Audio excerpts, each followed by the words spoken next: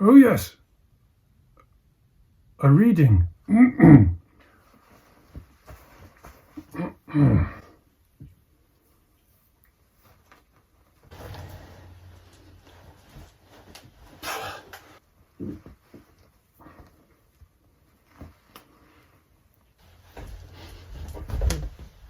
Great.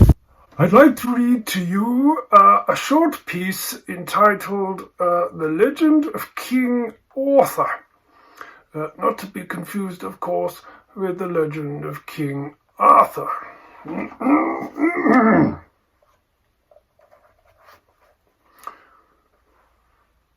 Our story begins with Arthur Pendragon, King of the Britons, who ascends to the literary throne after witnessing a comet shaped like a huge calligraphic instrument, inscribing his destiny across the sky. He is considered by many critics to be a rather unsophisticated writer, but what he lacks in skill, he makes up for in boldness. This is demonstrated by his most significant creative act, which is to compose a completely fictitious account of the conception of his son in order to hide his illegitimacy. This literary project is overseen by Merlin, the greatest speller in the land, and it's so convincing that Pendragon's boy grows up believing every word to be true. The king's downfall comes after a group of rival writers from overseas managed to install a secret underground pipeline between his water supply and his inkwell. Pendragon is unwittingly made to drink his own writing fluid and ends up dying an agonizingly symbolic death. In the aftermath of this tragedy, the English literary scene is in chaos, with many different approaches to writing, all battling it out for dominance. Eventually, Merlin decides to intervene by publishing a prophecy that if anyone can pull a magic pen from an ancient writer's block, that person will become the savior of English literature and will go on to produce one of its most enduring tales.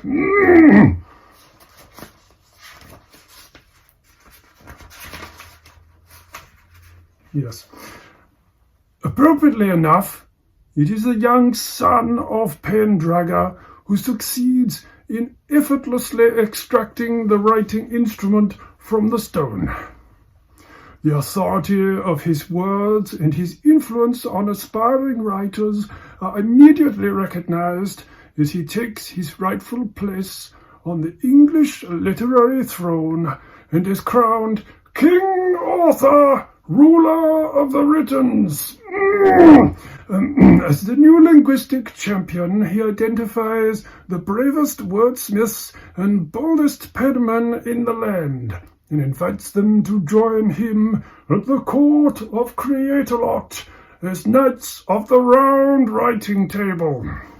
The recruits include Sir Lancelot, who is highly skilled in pen-to-pen editorial combat, Sir Bedivere, who can extend any metaphor as far as the mind's eye can see, and later Sir Galahad, who is capable of the purest poetic imagery imaginable.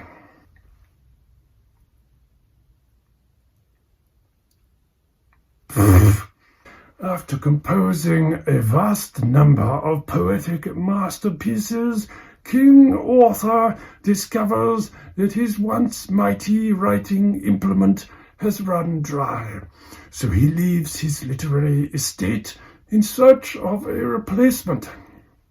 The English chief ends up visiting a retailer of supernatural writing supplies based in a lake, and is offered a top-of-the-range reed pen by a mysterious sales lady who hands over the item completely free of charge in recognition of the customer's superlative record of artistic success.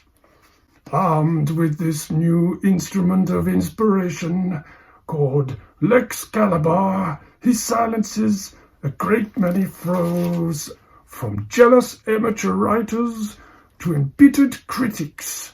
But there is one commentator who proves far harder to subdue because of his cunning deployment of critical theory on the battlefield.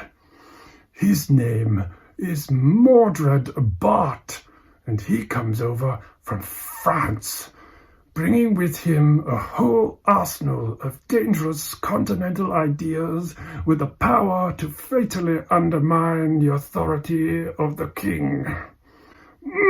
The conflict between the two figures rages on for some time, with the celebrated writer displaying strong authorial intent and releasing seemingly vital pieces of biographical information, while his enemy carries out wave after wave of vicious post-structuralist attacks. The war eventually comes to a head at the Battle of Textual Interpretation, in which King Arthur is mortally wounded by the eloquence of his opponent's argument that writing and its creator are unconnected. In fact, Mordred Bart's point is so incisive, he even impales himself on it, since he is its author and therefore cannot decide what it really means. Thus he perishes in the process of expressing himself, but succeeds in his primary aim of bringing about the death of King Arthur. The ever-loyal Sir Bedivere honours the final wishes of his master by taking his pen back to the lake, where a mysterious feminine arm reaches out to reclaim the artistic weapon. English literature's leading light is then carried off to an enchanted location called Stratford-upon-Avon, where some say he passes away, while others claim he merely goes to sleep for a very long time, ready to re-emerge one distant day as the resurrected King Arthur, and once again unite all of English literature.